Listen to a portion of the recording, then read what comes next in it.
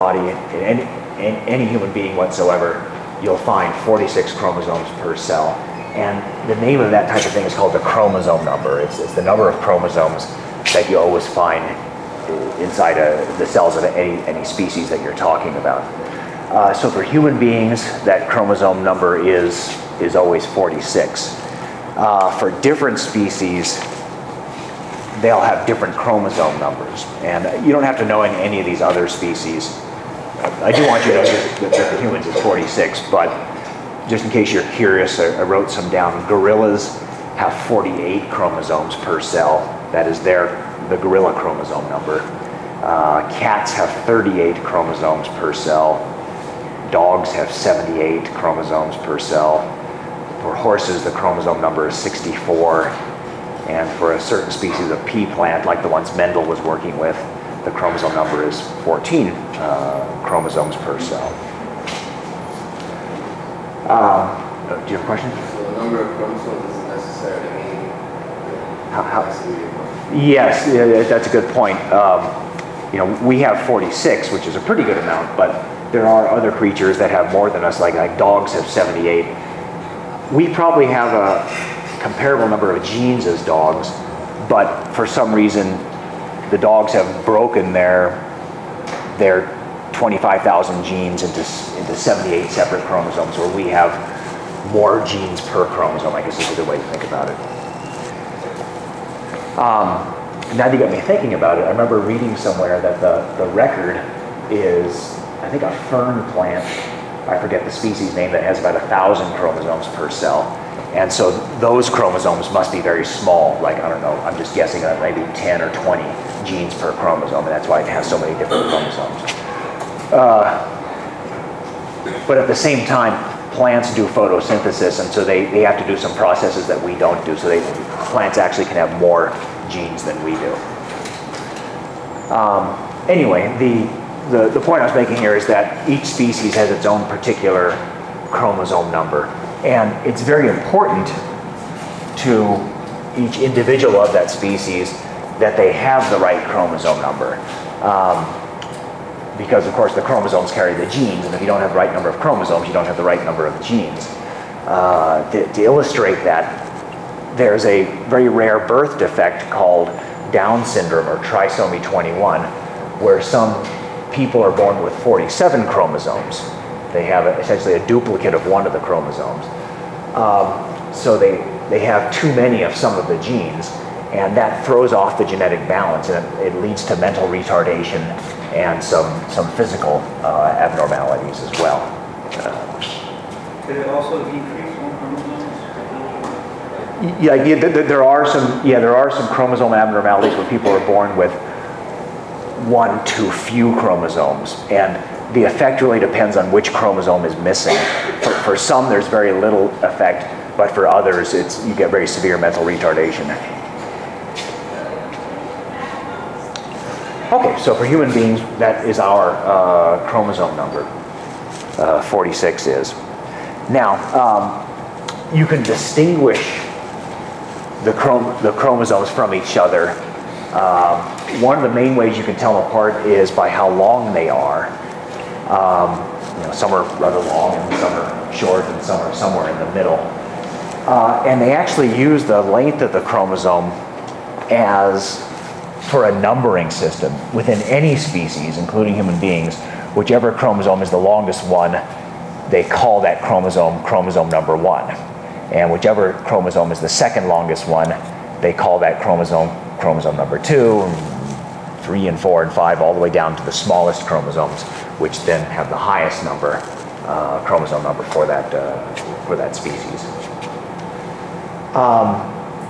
Another thing that allows you to distinguish one chromosome from another inside a cell is the centromere location. So I've been making this big point that the centromere is not always in the center, and you can see for some of the chromosomes it is pretty much near the center, like this one, but for other chromosomes it's more near one of the ends than the other.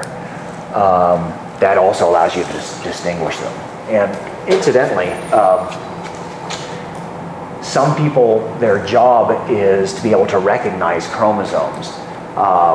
they've had training in it, and so if you were to show them the chromosomes from inside a human cell, if they looked at a cell under a microscope, based on the length of the chromosome they saw and the centromere location, they would be able to say, oh yeah, I recognize that. That's chromosome number 1, that's chromosome number 2, that's chromosome number 3. And where these people get employed is in hospitals, because if they think a person might have a chromosomal abnormality, they would get this person's cells, or actually they often do it on the fetus before the fetus is born. They look at the fetal cells under the microscope, and by identifying and counting the chromosomes, they can see if the baby's going to be born with a chromosome abnormality, and then the parents can be advised of it and decide whether they want to continue the pregnancy or not. And as far as I know, that is still a field of employment, although now I imagine it's more computer assisted. Probably a computer does a lot of the chromosome identification these days. Anyway, so the chromosomes are distinguishable from one another by how long they are and where the centromere is. But there's another difference, and I think this is the most important of the three, in terms of what genes each chromosome contains. Remember, human beings have around 25,000 genes, and those genes are distributed amongst the human's chromosomes. So each chromosome carries hundreds of genes, but different genes than the other chromosomes are carrying. To make an analogy, if you were a librarian and you had 25,000 books and a bunch of library shelves, you would arrange the books on the library shelves, but each library shelf therefore would be carrying hundreds of books, but the books on one shelf would be different from the books on the other shelf. Well, that's the way to think of the chromosomes and the genes. And I think when they're putting books on library shelves, they're very careful that each book has its own particular spot on that shelf, so people can look it up in the catalog and find that book very easily. Well, it's the same with your genes. Each gene is always at a particular spot on a specific chromosome, and that's called the gene's locus. Or some people said this is always the address of a gene. And to give you some examples of that, there's a gene that controls eye color in human beings, whether you have brown eyes or blue eyes, for instance. And in all human beings, that eye color gene is always, always, always at that spot on chromosome 15. So you would say the locus of the eye color gene is always at that particular region on chromosome 15 in every human being. It's at that spot. And here's some other examples. There's a gene that controls what blood type you are, A or B or O, and that gene is always at that particular locus, at that spot on chromosome 9 in all human beings. It's always there. And there's a gene for making insulin, which is a protein that regulates your blood sugar. It's on chromosome 11 in all human beings at that particular spot right there. And there's a gene for a protein called growth hormone, and in all human beings its locus is right there at that spot on chromosome 17. Now, just as a tangent thought,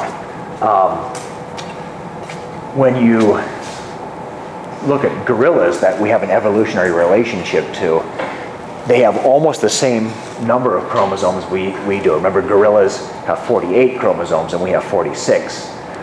So most of our chromosomes are pretty similar to gorillas. And when you look at the loci of the various genes, they're pretty much in the same spots also. Like, in other words, if you look at the growth hormone in gorillas, you're going to find it, well, I guess I don't know for growth hormone exactly, but the point I'm making is for the genes that you find in human beings, they're not only on the same chromosomes in gorillas, they're at the same locations, the same locuses on those chromosomes as well. Okay, so we human beings have 46 chromosomes. Here's kind of a non-chromosome question. Don't be afraid to be obvious here. How many fingers do you have?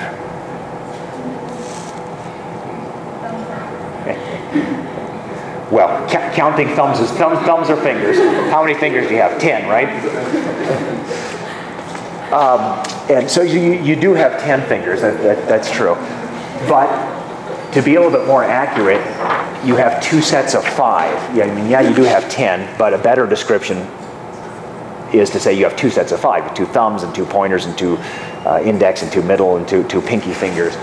And that's actually the way your chromosomes are. You do have 46 chromosomes. You do have 46 chromosomes, but more accurately, you have 2 sets of 23. So every human being has 2 chromosome number 1s, 2 chromosome number 2s, 2 chromosome number 3s, all the way down to the last pair. And the term for those pairs are homologous pairs, or sometimes they call them homologs. So a homologous pair is 2 chromosomes of the same size, same centromere location, and containing the same genes. You know, just like again with the fingers, you have 2 index fingers. They're really the same size. They're pretty much almost identical to each other. I'm sure if I look close enough, there's some minor differences between them, but it's pretty much the same finger. And like you have 2 thumbs, maybe some minor differences, but it's pretty much the same finger. So this is my homologous pair of thumbs. You have homologous pairs of 23 chromosomes. Now, who can guess why you have 2 sets of chromosomes? What maybe I say, where did you get them from? Your 2 parents. There's the human life cycle.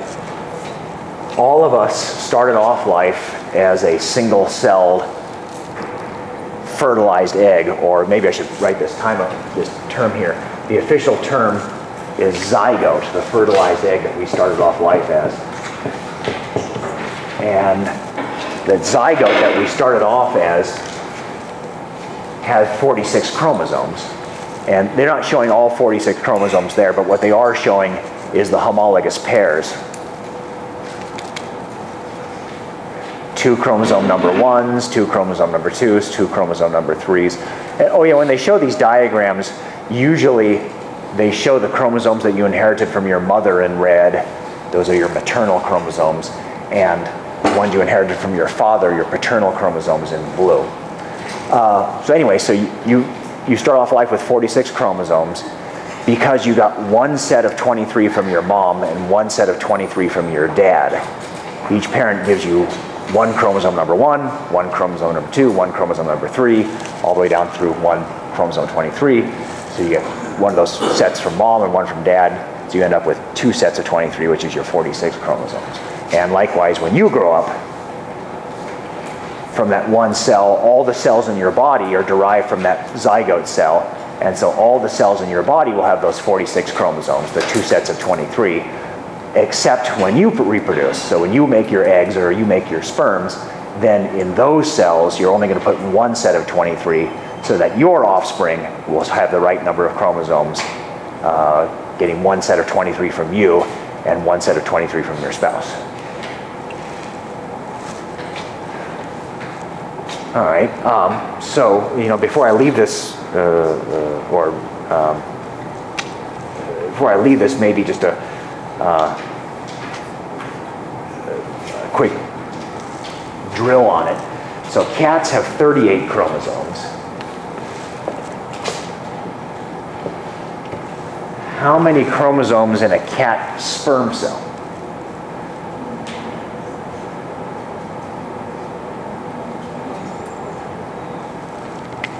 Well, 19 is the answer, right? Because if the cat chromosome number is 38, cats actually have 2 sets of 19.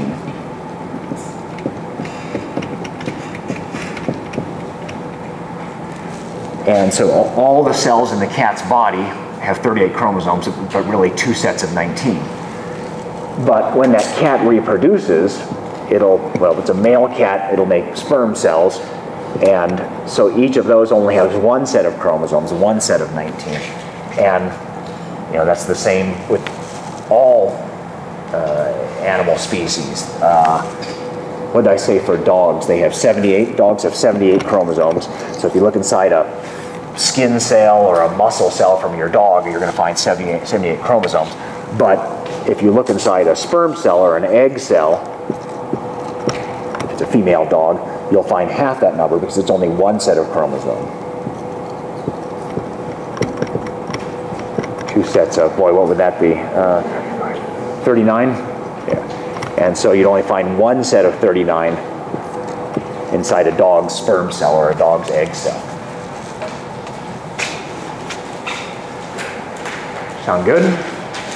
Okay, let me throw one more term at you before we finish. There's a term meaning called diploid. Di means two. And it's sometimes written 2N. And it really means two sets of chromosomes per cell. Think of the N as meaning one set of chromosome. So you can use this word for a cell or an entire organism that's made of those cells, Gesundheit, meaning it has two sets of chromosomes. So or two of each chromosome. Two chromosome number ones, two chromosome number twos, two chromosome number threes. That's a diploid cell or a diploid organism. Okay, I talked myself blue. I will see you guys in the laboratory.